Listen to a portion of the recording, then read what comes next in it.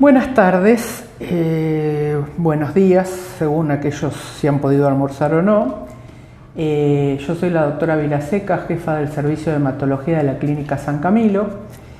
Y mientras esperamos que se vaya conectando el resto de la gente, aprovecho para contarles algunas cosas. ¿Por qué estamos acá hoy? Hoy es el Día Mundial de la Trombosis. Y nos parece como institución importante hacer la difusión al respecto. Y como este es el segundo vivo que hacemos institucional, queríamos aprovechar el momento. En la medida que ustedes se acostumbren a usar nuestras redes, van a poder encontrar diferentes videos hechos por colegas que trabajan en la institución con la idea de difundir y de este modo poder hacer prevención en salud. No sé cómo vamos con la cantidad de ingresos, pero mientras continúo contándoles otras cosas de nuestra institución. El servicio de hematología es probablemente uno de los servicios como tal más antiguo de la institución. Cuenta con 7 hematólogos dedicados al estudio de las enfermedades de la sangre, que incluyen tanto las patologías más conocidas como leucemias, linfomas, como aquellas menos difundidas en la población, pero también a cargo del hematólogo, como son los trastornos hemorrágicos, las trombosis y las anemias, que probablemente sean, con las dos que acabo de mencionar, las consultas más frecuentes que tenemos. Nos vamos a organizar de la siguiente manera. Yo voy a tratar de empezar ahora a dar algunos conceptos relacionados con el tema, y todo lo que sean comentarios y preguntas para que ustedes puedan aprovechar más la charla, los vamos a dejar para el final. Entonces, introduciéndonos al tema, la trombosis venosa profunda en realidad es la hermana menor de dos enfermedades mucho más conocidas, que son el accidente cerebrovascular y el infarto agudo de miocardio. ¿Por qué digo que es la hermana menor? Porque el infarto agudo de miocardio y el ACV son dos enfermedades muy conocidas por la población, que hoy sabemos que desde el punto de vista en qué consiste la enfermedad, finalmente resultan que son un coágulo que se forma o en el cerebro o en una arteria del corazón porque esos vasos sanguíneos se enfermaron. Pero el cuerpo tiene dos territorios: el arterial, que cuando se obstruye produce estas patologías de las que acabo de hablar, pero tiene también los vasos venosos, los que llevan la sangre que ya fue utilizada por los tejidos y que en general se dibuja en azul en los libros de texto, porque es una sangre menos rica en oxígeno y por eso no se dibuja en rojo como es la sangre oxigenada o arterial. Y entonces, cuando se produce una obstrucción dentro de un vaso venoso, el cuadro se conoce como trombosis venosa. Las venas están en todas partes del cuerpo, por ende podemos tener una trombosis en los miembros superiores, en los miembros inferiores, que son las más conocidas, o en cualquier otra zona del cuerpo. Hay trombosis también del árbol venoso en un ojo o en el abdomen, en fin, en cualquier lugar donde haya una vena, que es en todo el cuerpo, puede suceder una obstrucción. A esa obstrucción es a lo que nosotros llamamos coágulo o trombo, y está formado por diferentes elementos de la sangre. Ahora bien, ¿qué pasa cuando se forma un coágulo dentro del árbol venoso? Puede quedarse ahí y entonces vamos a tener síntomas nada más que localizados, o puede fragmentarse y quedarse una parte ahí y otra irse con el torrente circulatorio. ¿Y cuál es el filtro de la sangre venosa? El pulmón. Entonces, tanto sea que se desprenda íntegro como que se fragmente y se desprendan partes, lo que vamos a tener en ese caso es lo que conocemos como embolia pulmonar. La embolia pulmonar, a su vez, su gravedad va a estar relacionada con el tamaño de los coágulos que se desprendan. Si son pequeños, van a ir a impactar a los pequeños vasos y probablemente van a tener un impacto bajo en la salud del paciente, y si se desprende un coágulo muy grande puede obstruir ambas arterias pulmonares, y acá no es que me esté confundiendo, sino que la sangre venosa llega por las arterias pulmonares, y si se obstruyen podemos tener un cuadro potencialmente mortal. Por eso es tan importante la difusión del tema, porque la realidad es que cuando la trombosis se produce en una extremidad, ese brazo o esa pierna puede quedar secuelada. Un 30 o un 40% de los pacientes quedan con algún grado de secuela, sobre todo en las piernas, donde uno ve esa pierna que tiende a hincharse, que se infecta más fácilmente, tiene cuadros de erisipelas o de tromboflebitis a continuación, que es trombosis de las venas superficiales con algún componente infeccioso. Son piernas que, si no se cuidan a lo largo del tiempo, pueden tener la piel más finita por mala llegada de sangre, y entonces pueden desarrollar úlceras más fácilmente o heridas que se curen mal. Y hay un grupo muy pequeño de pacientes, pero que existe, que pueden desarrollar el cuadro de embolia pulmonar y que, si no es mortal, puede también dejar secuelas, conocida como hipertensión pulmonar, que es una secuela importante porque altera mucho la calidad de vida. Y hoy se ha visto que algunos pacientes desarrollan también secuelas emocionales. No está muy claro si solamente es por haber sufrido la patología, si es por el manejo que hacemos nosotros, cuando decimos, uy, mire, tuvo una trombosis y se salvó de haber tenido la embolia, y la impresión que esto causa en el paciente, pero la realidad es que, si bien de esto no hay una cuantificación exacta como de los cuadros físicos, hay un grupo de pacientes que quedan secuelados emocionalmente. Entonces, es importante que sepamos que la trombosis venosa existe, que muchas veces se confunden los diagnósticos, porque el primer síntoma puede ser dolor en una pierna, que la pierna esté más ancha una que la otra, y a veces tenemos una tendencia a querer explicarnos por qué nos pasan las cosas.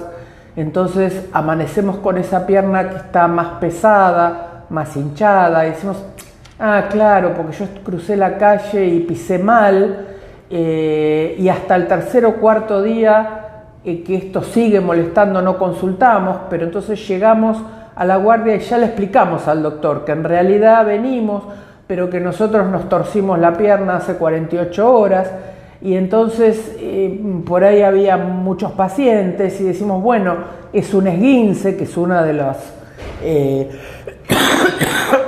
diagnósticos con los que se puede confundir, y se minimiza.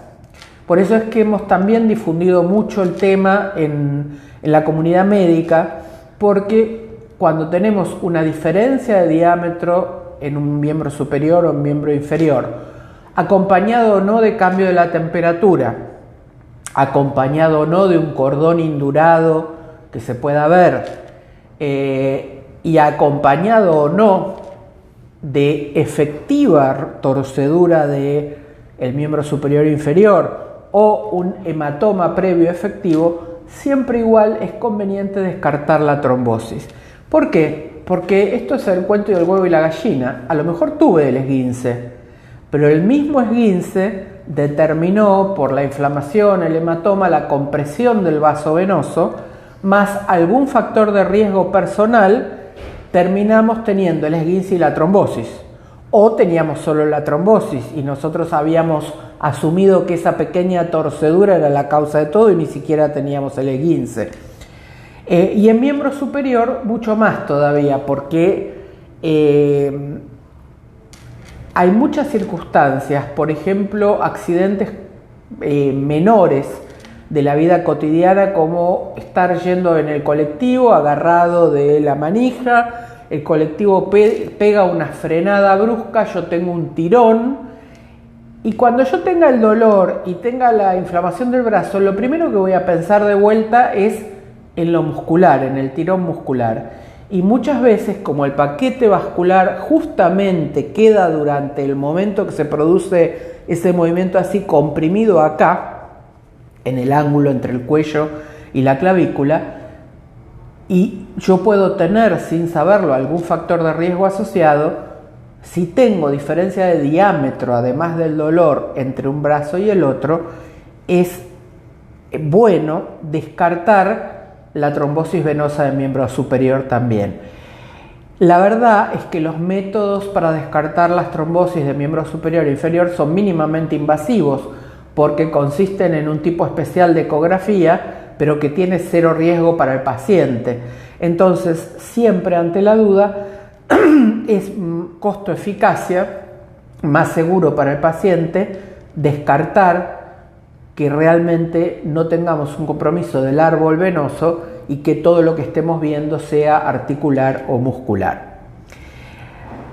¿Quiénes son las personas que pueden estar en riesgo? La realidad es que todos podemos estar en riesgo, porque se estila decir que la edad es un factor de riesgo para la trombosis. La realidad es que yo le digo a los pacientes, cuando cumplís 60 años, no te dicen que adentro de la torta de cumpleaños hay una cajita que dice enfermedad vascular, arterial y venosa, porque forma parte del proceso de envejecimiento y de cómo vos te cuidaste y llegaste a ese momento de la vida. Y a medida que pasen las décadas, esa cajita te la van haciendo más grande y la torta más chiquita. Cada vez el regalo de enfermedad vascular es más grande y el regalo de torta más chiquito. ¿Por qué? Porque las arterias se van a ir envejeciendo y las venas con el tiempo. Ahora, ¿cómo podemos hacer nosotros para que esa cajita que viene adentro de la torta no siga creciendo? Bueno, manejando los factores de riesgo. Pero la realidad es que hay una serie de factores de riesgo genéticos, algunos y otros epigenéticos, que serían los que se van generando con el ambiente, que yo los llamo la mochila que todos cargamos. Entonces puede ser que vos no hayas cumplido todavía los 60 y no tengas tu cajita de regalo de enfermedad vascular, pero tengas tu mochila y que no te avisaron que tenías tu mochila. Entonces es bueno que vos sepas qué podés traer en la mochila y cómo te puedo enseñar yo qué traes en la mochila. Si vos venís de una familia, porque esto es mucho más importante conocer la historia familiar que matarse haciéndose análisis. Si vos venís de una familia donde hay enfermedad vascular, venosa pero también arterial, antes de los 60 años, ya tenés que saber que en esa familia predomina esto como factor de riesgo.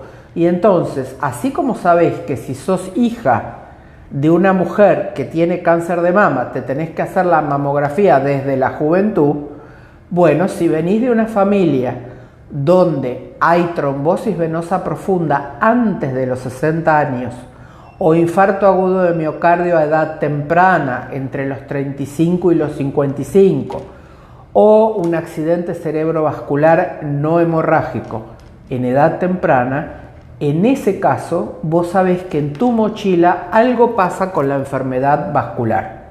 Y entonces tenés que estar más atento aún siendo joven.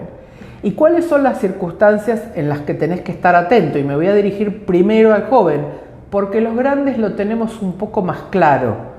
Después que pasamos los 60 empezamos a decir, bueno, si no cuidamos el auto no vamos a ir muy lejos. Pero los jóvenes no lo tienen tan claro.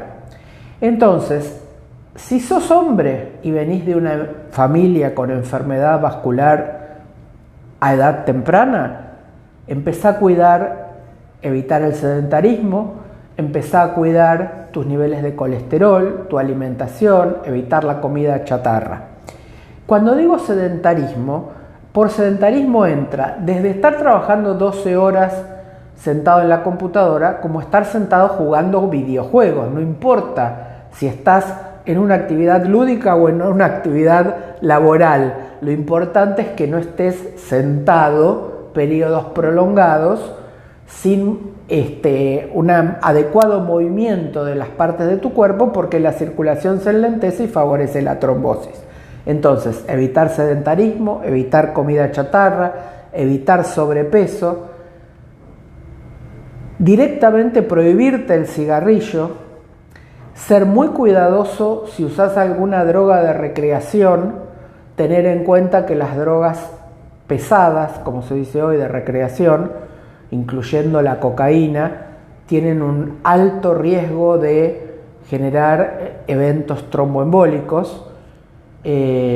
Hay personajes conocidos de la música que, habiendo tenido eventos trombóticos y siendo jóvenes, no dejaron el consumo de sustancias y les costó la vida justamente por enfermedad tromboembólica. Entonces, esto es para el joven varón. Para la joven mujer es exactamente lo mismo, y lo voy a repetir porque vale la pena: sedentarismo, obesidad, alimentación, adecuados niveles de colesterol y glucemia, pero se agrega algo que en el hombre joven no está. Las drogas entran igual, que es el uso de medicaciones hormonales.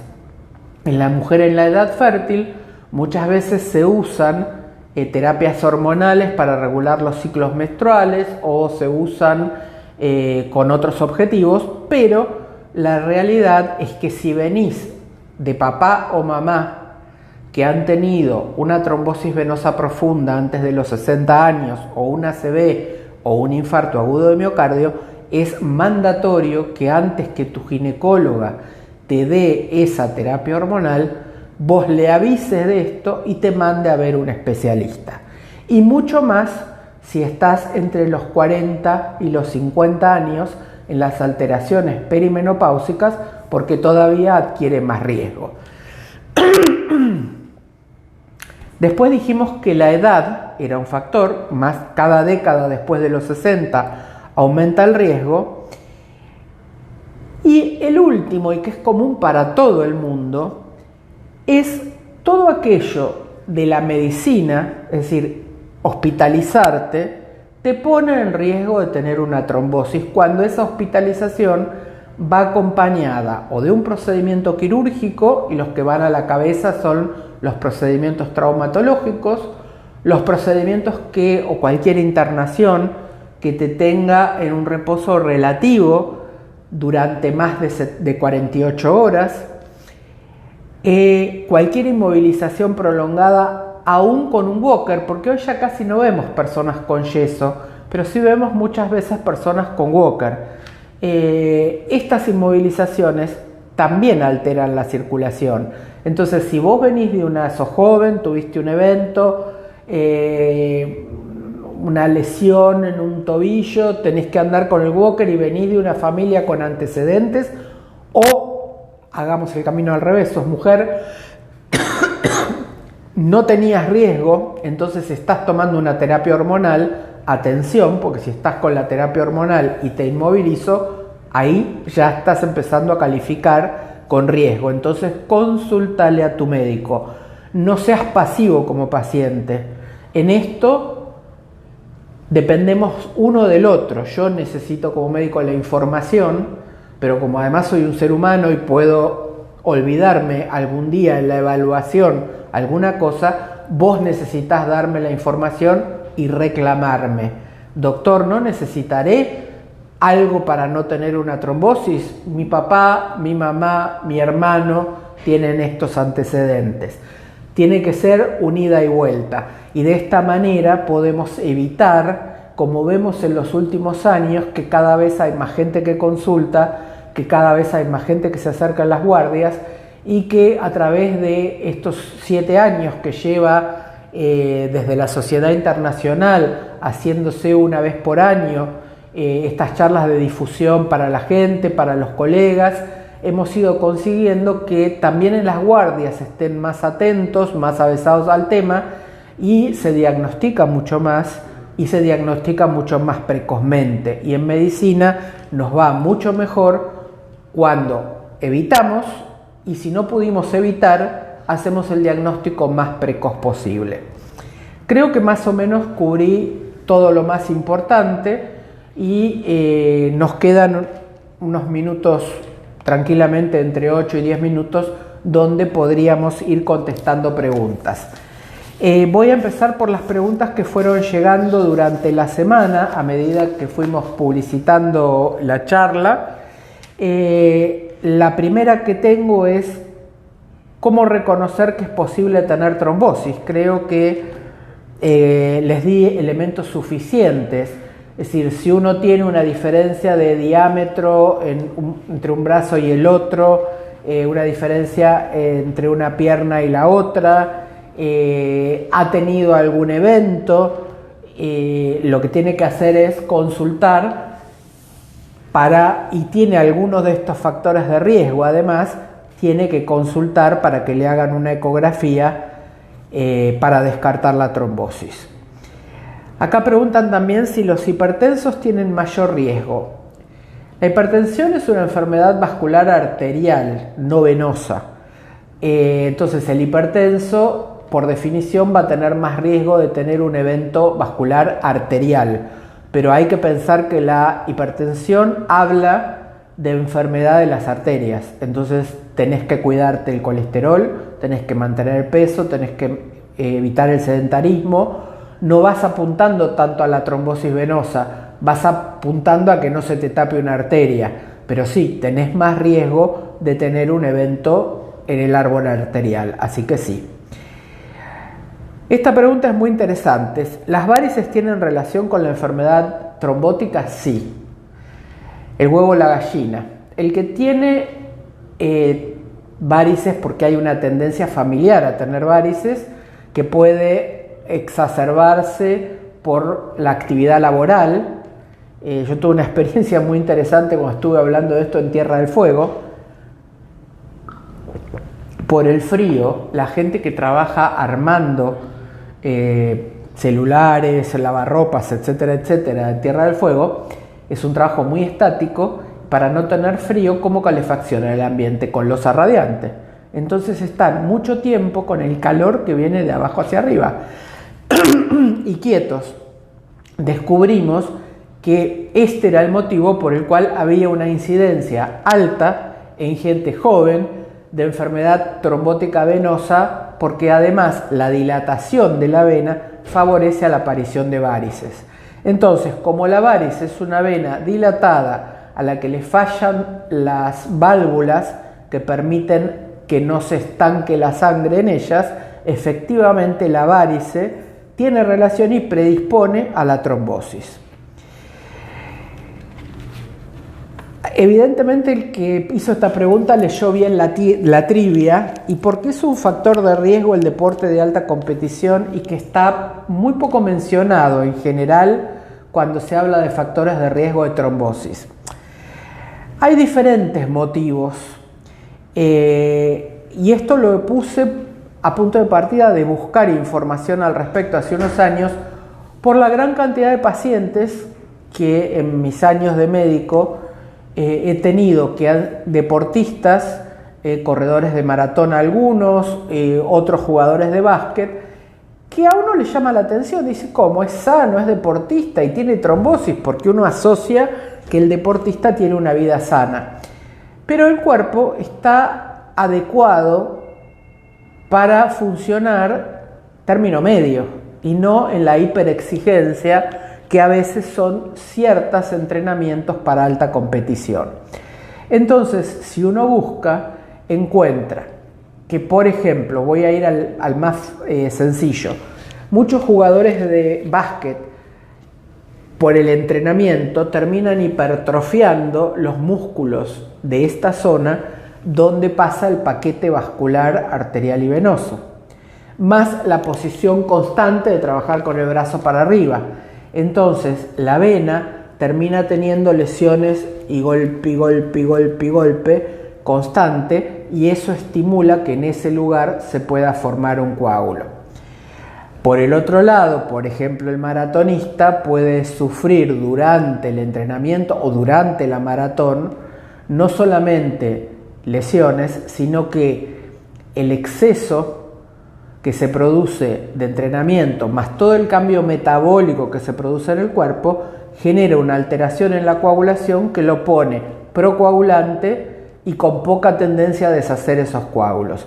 Es una temática interesante y en realidad da todo para una charla especial, pero hay que tener en cuenta que si uno hace entrenamiento de alta competición debe tener, y viene de familias además con enfermedad trombótica anterior a los 60 años o enfermedad arterial anterior a los 60 años, debería hacer una consulta y tener ciertos recaudos que a lo mejor no son tan necesarios para los compañeros sin antecedentes. A ver, ¿las piernas rojas y manchas en las personas mayores son síntomas de trombosis? No necesariamente. El síntoma de trombosis es diferencia de diámetro entre ambas piernas, palpar a veces un cordón a lo largo de la pierna rojo y duro, eso sería una trombosis de una vena superficial, entonces vos podés palpar el cordón venoso donde palpás el coágulo duro y está rojo y caliente porque a veces se acompaña de una infección en esa vena que es muy superficial. En la trombosis venosa profunda es raro que puedas palpar el cordón venoso, puede haber un cambio de coloración ligero entre una pierna y la otra cuando cambias de posición, o puede estar más fría la pierna y puede haber dolor. Pero las manchas rojas ni en los mayores ni en los menores solas son un síntoma de trombosis. Este es otro tema interesante, la trombosis en el paciente discapacitado en silla de rueda. La realidad es que todas las guías internacionales descartan la costo-eficacia de a todos los pacientes discapacitados en silla de rueda darle profilaxis todo el tiempo. ¿Cuándo sería el momento en que un paciente discapacitado en silla de rueda debería recibir profilaxis? Cuando a su discapacidad habitual, o digámoslo un poco mejor, a su habitualidad se agrega otro factor de riesgo. Si el paciente va y se opera una cirugía abdominal o abdominopelviana, hoy en día se dan las altas muy precozmente, y yo digo, aclaremos, se externa el paciente muy precozmente, encima es un paciente que no va a deambular, que va a estar en su silla de rueda, ese paciente debe recibir profilaxis como el paciente que deambula hasta que tenga el alta quirúrgica, no la externación. Entonces, si se operó de una cirugía abdominal oncológica, va a tener 30 días. Si se operó de una cirugía por una colecistitis no complicada, bueno, tal vez solamente durante el lapso que está internado reciba profilaxis y nada más. Si se operó de una peritonitis va a requerir más tiempo de profilaxis, pero durante su vida habitual está probado que los pacientes en silla de rueda no deben recibir profilaxis rutinaria, solo cuando se agregan factores de riesgo. ¿Vacunas y enfermedad trombótica son compatibles? Sí, absolutamente. El hecho, y supongo que la pregunta está más dirigida a todo lo que se habló relacionado con el COVID. Aquel paciente que tiene antecedente de haber tenido una trombosis y debe recibir una vacuna, la debe recibir. En relación al COVID, los pacientes con antecedente de trombosis no tienen ninguna contraindicación para recibir ninguna vacuna, todas se pueden, y más durante el lapso que están anticoagulados, porque la enfermedad que se llamó trombótica, que producen algunas vacunas para el COVID, tiene un mecanismo que no tiene nada que ver con el mecanismo habitual de la trombosis venosa. No es aplicable a esta charla, pero es un mecanismo que está muy alejado del mecanismo habitual de una trombosis. Entraría, para que fuera fácil de entender, en un mecanismo de reacción alérgica muy especial y cuya incidencia en la población general es baja. Y dentro de la población general pongo tanto al paciente que ha tenido trombosis, a las mujeres que han tenido trombofilia, a los pacientes con trombofilia en general. No hubo una correlación entre mayor riesgo de este tipo de, yo lo llamaría, reacción alérgica, que terminó desencadenando un evento tipo trombótico, a veces complicado además con hemorragia, con la trombosis habitual. Así que vacunas y trombosis, ninguna contraindicación. Y si esta es la última pregunta, no sé cómo vamos o queda una más, esta es muy importante. ¿Sirven las medias de descanso? Las medias de descanso sirven para dos cosas. La media de descanso con compresión 18-22 sirve para hacer prevención. Si yo soy joven, tengo un trabajo sedentario, sea sentado o parado, vengo de una familia con historia de varices o trombosis venosa profunda o hemorroides, sería genial para el futuro de mis piernas y mío que use medias de compresión para disminuir o enlentecer la aparición de las varices, mejorar el retorno venoso, que no me aparezcan arañitas y disminuir el riesgo de trombosis. Y si ya tuve la trombosis, empezaré con la media de 18-22 y trataré de ir después aumentando la compresión para disminuir lo que es el síndrome postrombótico. Como en todo en la vida y en algunos temas de la medicina, hay detractores de las medias de compresión y están los pacientes que prefieren la píldora milagrosa y no ponerle una cuota de esfuerzo a ciertas indicaciones médicas. Cuando uno empieza a usar la media de compresión, al principio se la quiere arrancar y la quiere odiar, la primera, la segunda semana. Pero la realidad es que cuando uno usa bien la media de compresión, con el tiempo se va dando cuenta que se olvida de las piernas, de las varices, de la secuela de la trombosis, porque las piernas no le molestan. Hay que tener en cuenta que la media hay que ponérsela prácticamente antes de levantarse, y que cuando uno se la saca a la noche, a veces, como cambia la tensión, la circulación se modifica y uno tiene alguna sensación de cosquilleo o alguna cosa de ese tipo que no tiene ninguna significación patológica. ¿Las cremas sirven? Y no sé para qué me están preguntando si sirven. Nadie puede tratar una trombosis con una crema. Las cremas pueden servir para... sobre todo las cremas con efecto frío, pueden servir para las piernas cansadas, cuando a la noche levanto las piernas, y siempre para mejorar la piel de aquel que ha tenido una trombosis venosa. Por supuesto que la buena nutrición de la pierna es útil para eso. Y con esta vamos cerrando. ¿Cuál es el tratamiento para la trombosis de la vena safena? En realidad la vena safena es una vena superficial. Si la vena se hizo una tromboflebitis por única vez y recanaliza o vuelve a tener flujo una parte, uno hace una anticoagulación corta y a bajas dosis, y todo lo que es tratamiento médico, media de compresión, un flebotónico, que el paciente haga ejercicio, etcétera, etcétera, etcétera.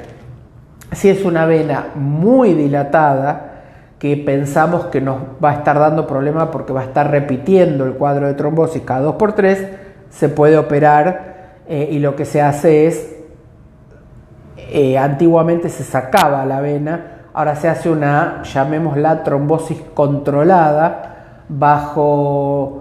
con láser o con calor, y entonces esa vena queda totalmente obstruida.